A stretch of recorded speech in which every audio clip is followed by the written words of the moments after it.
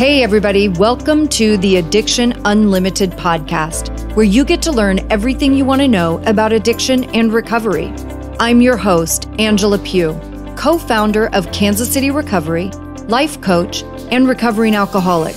To learn more about me, you can listen to episode 0 on your podcast app or find us on the web at addictionunlimited.com.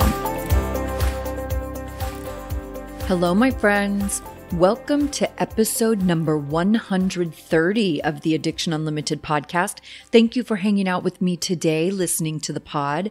I've got a good episode for you today, talking about a word and topic that is often misunderstood.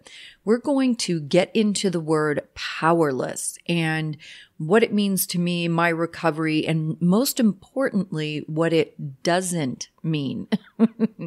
People see and hear this word and attach all kinds of negative, harsh definitions to it without really getting any concrete information or taking the time to learn what it really means.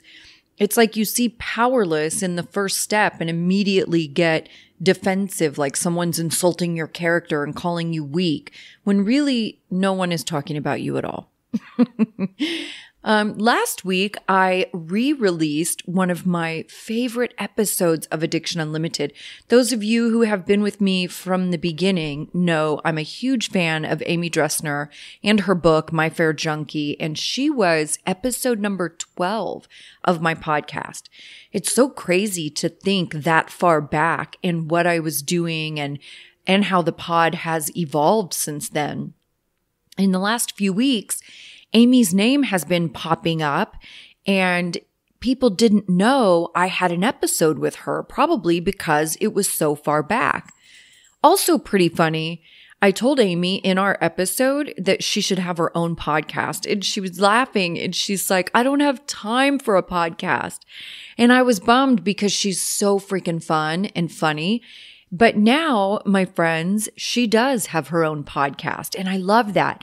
When I realized that people weren't hearing her episode with me, I decided to re-release it because we have literally tens of thousands of downloads a month now, where when Amy was on originally, my podcast wasn't even 3 months old yet, so I only had like a couple of thousand downloads a month. Anyway, I hope you enjoyed that one. I absolutely love her, and I think she is so brave for sharing her story the way she does. And she and I were supposed to have dinner the last time I was in LA, and we didn't get to, so we said we would have dinner the next time. But then coronavirus happened, and the world fell apart, and I haven't been to LA in months. So, which is its own sadness and withdrawal for me. But hopefully I'll see her next time I'm out there. I miss my friends and my AA groups out there, but I'll get back there when the time is right and it's safe for everybody. Speaking of Los Angeles, I'm sure many of you have heard the sad news that Dax Shepard relapsed after 16 years of sobriety, and he released an episode of his podcast, Armchair Experts, with his story about that. And I have to be honest, when I first heard about Dax's relapse, my first response was anger. And this is a prime example of the importance of not making assumptions about other people's behavior and choices and not being judgmental. You know, relapse breaks my heart. I hate it. I hate the pain it causes. I hate how manipulative and predatory it is. And I hate the shame that comes with it.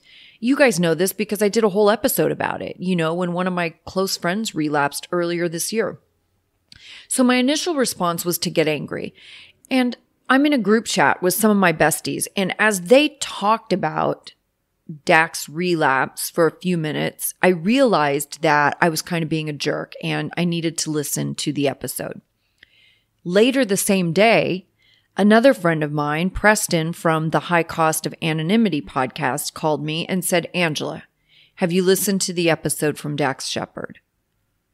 And some of the comments Preston made in talking about the story started to shift my view. And also I realized I needed to put away my fear and anger at relapse and listen to this story as one sober person to another. And that's what I did. What I love about this story is it's such a great play-by-play of how manipulative addiction is. In every piece of his story, you can see the manipulation, rationalization, and justification until it moves into full-blown addiction with lies and deceit and the whole thing. And I am so grateful he shared his story. You guys hear me talk about this all the time, that just because some of us have been sober a long time does not make us less vulnerable to relapse. My alcoholism will always prey on me because that's what it does. Addiction is an apex predator and it will behave exactly that way. It doesn't matter if I've been sober 100 years. That predator will always be a predator. This is why I'm so dedicated to doing the things that keep me happy and healthy, because I know I'm not safe. It's not like my sobriety is a full-time job the way it was in the beginning, but I am a full-time job. Keeping myself on track as an emotionally healthy human is a full-time job. Staying on top of whatever I have to do to manage my anxiety is a full-time job. Making sure I'm connected with friends and family and being honest is a full-time job. Life is a full-time job. And Dak's story is proof that this thing, addiction, is a master manipulator. I don't want to give away all the details. If you haven't heard it, you should definitely check it out. It's called Day 7.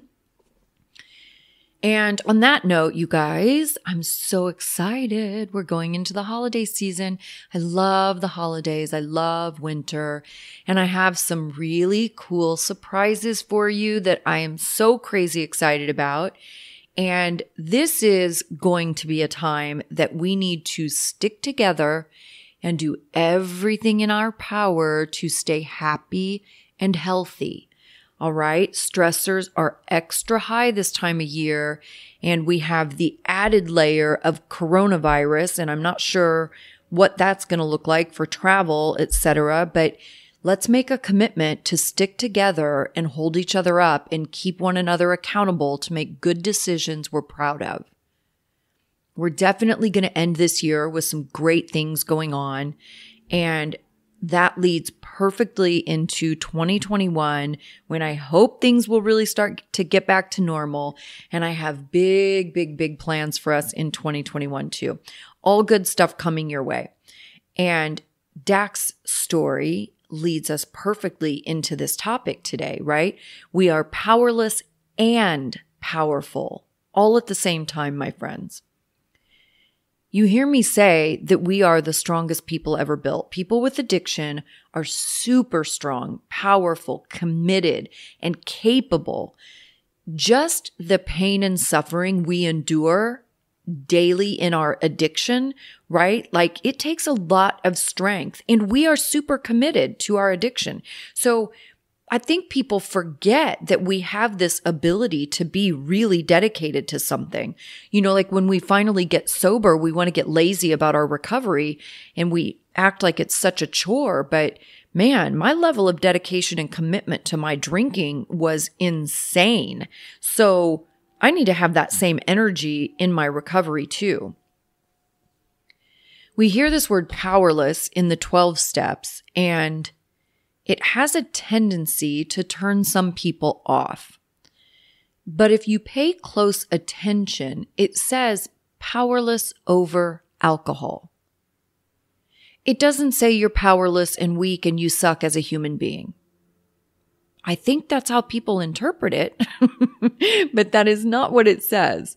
There's no question I'm powerless over alcohol. And all that means is when I drink, I don't really know what's going to happen. I don't know how much I will drink, for how long I will drink. I don't know who I will offend or get in an argument with, or if I'll end up hurting myself somehow. All of those pieces of the equation are unknown. And that's why we're powerless over alcohol. We have no power in what will happen once we drink. It also doesn't mean that something terrible will happen every single time you drink. One of my favorite sayings I learned in AA is, I didn't get in trouble every time I drank, but every time I got in trouble, I was drinking. Right? That makes perfect freaking sense. I have a specific moment that it became crystal clear how little control I had over my drinking. And for me, this was an extremely difficult part of my journey because it seems so absurd that I can't control a liquid in a glass. You know what I mean? Like, I remember when I quit drinking once for 30 days. I remember looking at the drink, like when I decided to have a drink again, I remember looking at the drink and thinking, there's no way I can't figure this out. There's no way I can't control this liquid. For a long time, I thought I just wasn't trying hard enough, right? I kept telling myself, if I really make a commitment, if I'm super dedicated, like I've never been dedicated before, I'll be able to control my drinking. But I couldn't because it doesn't have anything to do with how hard I try or how much I want to control it. Once it's in my body, it has its own ideas. If you think about this logically, one of the things we love about alcohol is how it distorts our thinking and lowers inhibitions.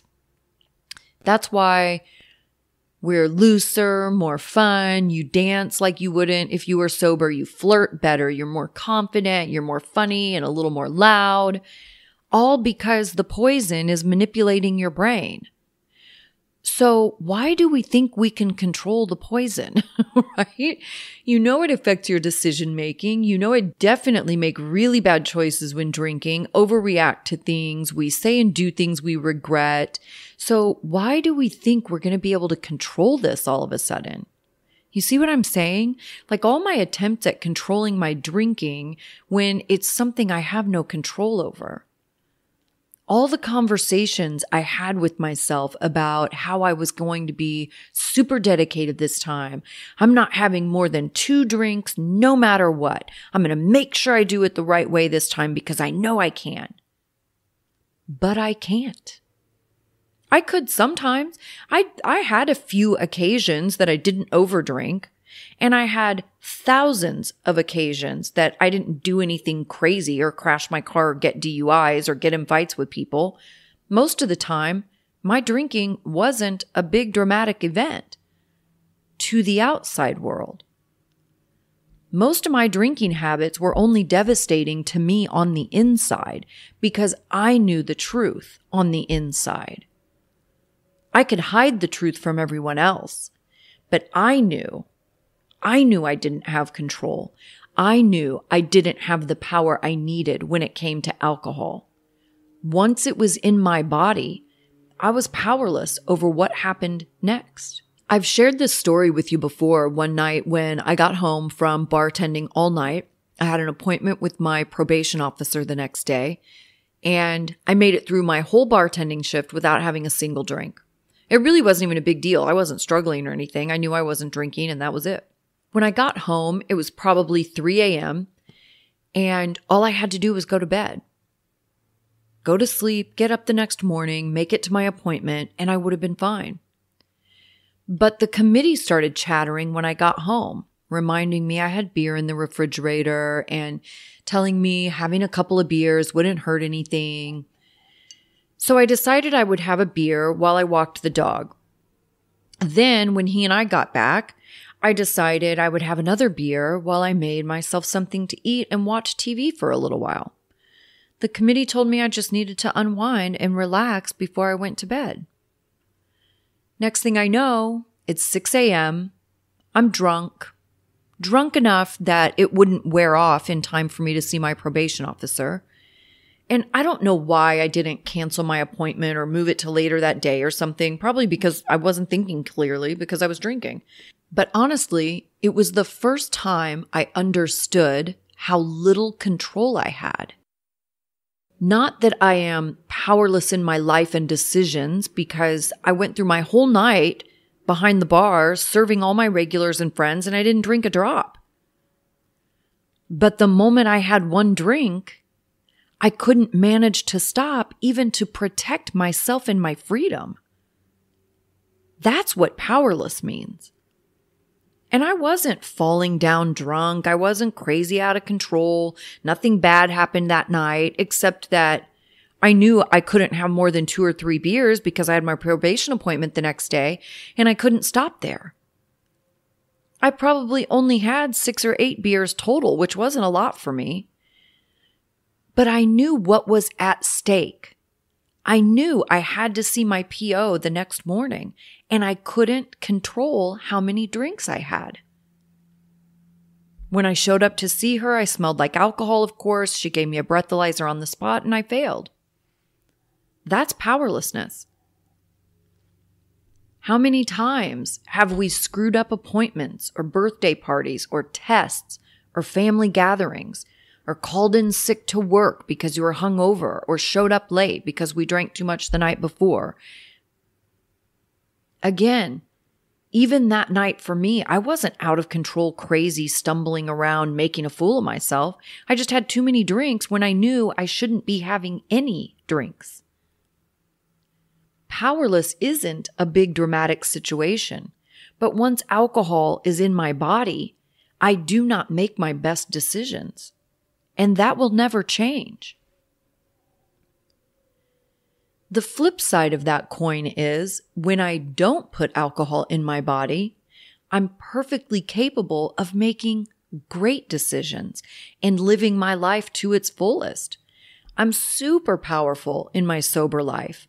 And even to this day, many years into my recovery, if I decided to take a drink right now, I would still be completely powerless as to what would happen next. I'm not powerless in my life, only with alcohol.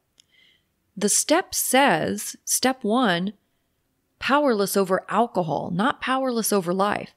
Powerless over alcohol, and my life had become unmanageable.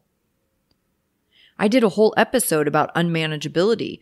I think about unmanageability as, all the chaos and drama and all the different ways that manifested in my life. My relationships were always a mess because I chose crappy people to date. So I was always in turmoil with my feelings hurt because they lied or cheated, or I always paid my bills at the last minute. I was always 10 to 15 minutes late everywhere I went. I was neglectful of my family because all I cared about was me and my drinking. I ate crappy food for every meal, fast food, fried food. I was always out of money and rushing around to pick up extra shifts because I blew all my money drinking and going out. I was super controlling and not very nice a lot of the time. I was not a very nice person a lot of the time in my drinking life. I was shitty to people and judgmental and condescending. That's unmanageability. And then once I was in legal trouble, that added a whole new layer to unmanageability because I was always late to my appointments. I was in a constant juggling act of if I could drink that night or how much I could drink and not get caught and yada, yada, yada. Unmanageable and exhausting. I'm not powerless in my life. I was unmanageable. I'm only powerless over alcohol. I am, you are, powerless and powerful. One of the best parts of living sober is how much power I have in every piece of my life. Of course, like most addicted people, I have control issues, okay? I like things to be a certain way. And much of that desire to control comes from feeling very out of control. And that's just a part of anxiety. So we like structure and rituals because it feels controlled and it feels safe. Now, I will say, in all of my healing and work that I've done on myself to become a healthier person, I don't control other people, right? I definitely had that when I was less healthy. Certainly in my drinking life, I wanted to control everybody and everything. But now, I don't have any desire to control people, but I definitely want to control, my environment and how things are and what I'm doing and my habits and my actions and my rituals, right? I want to control basically my environment, but not people. I don't care about controlling people. So much of that desire to control comes from feeling very much out of control. And a huge struggle in finally putting down the drink or drugs is that everything from that point forward is unknown. I don't know how it's going to be. I don't know how I'm going to feel. I don't know how people will respond. I don't know if I will face rejection. I don't know if I'll be good at it. It's all unknown. And that's why we get so scared to do it. When we have a controlled environment and rituals and routines, it creates that sense of safety in knowing what to expect and what's going to happen. It also takes away all the guesswork, right? I don't have to make 1,000 decisions day in and day out because I have routines in place. So it takes the pressure off and allows my brain to rest a little easier, knowing what we're doing and when we're doing it. The feeling of powerlessness pops up in other ways in life too, by the way. Many, many times I catch myself feeling agitated with something. And when I start thinking it through, I usually can find something where I'm feeling powerless, right? I used to get really irritated. My mom has some chronic pain issues, for various reasons. And I used to catch myself feeling irritated when she would talk about her pain. And I do not ever, for any reason, want to feel irritated toward my mother, right? Like that makes me feel like a terrible human being because she is phenomenal. So when I caught that, right, I caught that reaction of myself and being irritated with it, I had to start figuring out like, what's going on with you? Like, why does this bother you? Why do you have this response? And I figured out the challenge for me is because I can't fix it. I feel powerless over her pain and discomfort, and it pisses me off. I don't want my mom to have pain, and I can't crawl inside her and make it all go away, right? I'm powerless. Another situation, I have a pretty crazy story regarding my college career, right? I didn't go to college until I was 37, and it was a very bumpy road. Not my classes, that part was easy. But I went to college to take a 2-year course in addiction counseling, and right when I was finishing, they made that program obsolete. I was 2 years in and told I had to now get a 4-year degree, and many of my classes were so specialized that the credits didn't transfer to a different degree. So 2 years in, I had to start over from basically zero. And I did. Ultimately, I pulled myself together. I chose to go to social work school. I got it all figured out. But I had a lot of resentment over that situation that I didn't realize until later. My attitude got really shitty. I was pretty aggressive with my school, and I was angry, When I started to recognize I was being a jerk, and I started to dig into my mental drama, I realized again I was in this position of feeling powerless. There was nothing I could do to change my college and the decisions they made. I felt like I was being forced to do something I didn't really want to do, and I was angry they weren't teaching me about my chosen field of addiction. I was mad because I was powerless. At the end of it all, I didn't finish my senior year because my business had grown so much. By that point, I was traveling on a weekly basis, and I had finally realized that I don't fit in their system, and their system doesn't serve me well, right, with what my goals are. And there were some other things at play there, but I decided to focus on growing my business, and I took my power back. Just like once I stepped away from alcohol, I gained all this power in my life because I took my power back. All of a sudden, I understood how to tackle the unmanageability. I understood that if I took the 3 minutes to pay the bills when I got them in the mail, then I didn't have to spend an afternoon rushing around at the last minute driving to the electric company to pay them so they didn't shut my electricity off. I understood that I had the power to make better choices in who I date, so I wasn't always disappointed and hurt because I was broken, so I chose broken people to date. I understood that if I made good choices for myself and continue to be teachable and learn and be a better human, I have the power to create whatever life I want. It's all up to me. Not alcohol, not any other person, place, or thing, but it's up to me. And for those of you that have faith and a spiritual belief system, you understand that's a whole added layer also. There's no denying that if I make good choices for myself, then good things will happen. There's also no denying that life is incredibly challenging, and there will always be challenges too. Making the decision to be 150% dedicated to my sobriety led me on a whole journey I could have never imagined. Years later, making the decision to work on myself and my self-esteem led me to another piece of my journey. The decision to go to college at 37 led me to all kinds of other things and people that led me to all kinds of other things. All of that is me being powerful, not powerless. Just like we talked about in the Is Relapse a Choice episode, every step of the way, you have the power to make choices. Do you drink or not drink? Do you reach out to someone or stay isolated and alone? Do you go to meetings or the liquor store?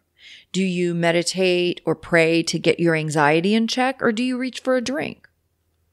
All of that is within your power. Several years ago, I made a series of choices that weren't great. Of course, I didn't do it on purpose, but if I'm being honest, I definitely moved forward with some things that my instincts were telling me not to do, and that set into motion a couple of years of struggles and challenges, and I had to figure those things out and work through it. Even in these last few years, for me, have been filled with difficulties and challenges, financial insecurity, friendships pushed to the brink and forever changed, some friendships completely lost. But to continue moving forward, to get support and accountability, to keep myself healthy, to remain teachable to life's lessons, and to have faith that every piece of struggle is meant to build me stronger, all of those choices are within my power. Even when I'm in pain, I have the choice to do the right things or do the wrong things. Luckily, at this stage of the game, I do the right things more often than the wrong. But it is not 100% of the time. Sometimes I just don't care and I'll do the wrong thing. But you see what I'm saying? I'm powerless over alcohol, but I'm powerful in my life. I have the power of choice in all my decisions throughout each day. You know, it's all about micro decisions, and the micro decisions you make all day, every day create the sum of what your life looks like. Do I hit the snooze button and end up having to jump out of bed, take a 2-minute shower, skip finding clean clothes, and rush out the door? Or do you get yourself out of bed when the alarm goes off, take a second to say thank you to the universe for giving you the strength to get up instead of hitting snooze, have a few seconds to visualize how amazing your day is going to be and how great you'll feel walking into work, relaxed and fresh, and the smile you're going to give everyone because you feel great? Seems like an easy choice to me. Or for me, do I have crappy food for lunch because it's quick and easy and I love crappy food? Even though I know it's going to make me feel bad and it makes me tired, and it makes me disappointed in that choice? Or do I have something good that will fuel my body and make me stronger and give me energy to finish the day strong? Do I get in an argument with someone because they bruised my ego or pride? Or do I let it go and save my energy for a more grown-up conversation when I'm not stuck in my feelings? Do I sit down and take a few minutes to pay the bills, or ignore them till the last minute and feel bad about myself because I ignored them till the last minute? Micro decisions. Powerful decisions.